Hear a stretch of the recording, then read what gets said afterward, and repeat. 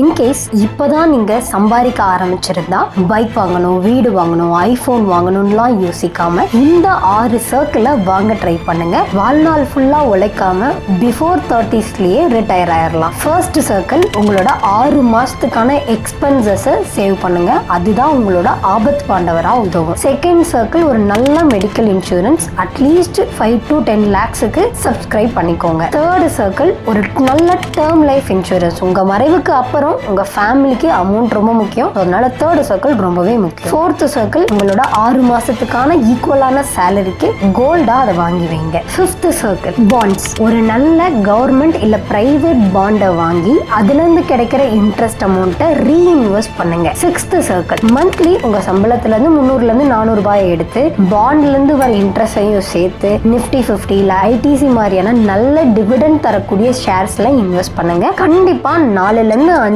வருஷத்துக்கு உள்ளேயே கடனே இல்லாத ஒரு நல்ல பல்கான அமௌண்டோட உங்க ரிட்டையர்மெண்ட்டை பிளான் பண்ணலாம். இந்த மாதிரி கோல்டு, பர்சனல் ஃபைனான்ஸ், ஸ்டாக்ஸ் பத்தின அப்டேட்டுக்கு சப்ஸ்கிரைபும் பண்ணிக்கோங்க.